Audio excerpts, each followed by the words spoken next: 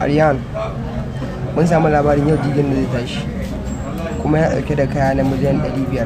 Ya kamata a ce kayan da sun mallake mu, ko ya ka gani?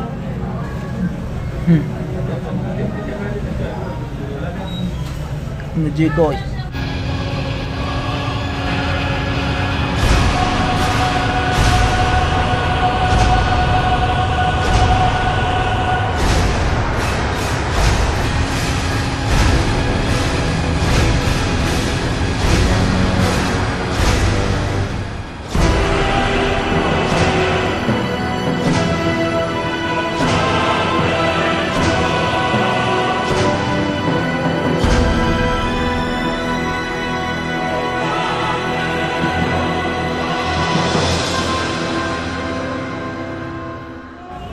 Saukan mu a nan gurin shine yanzu za mu shiga cikin jirgin.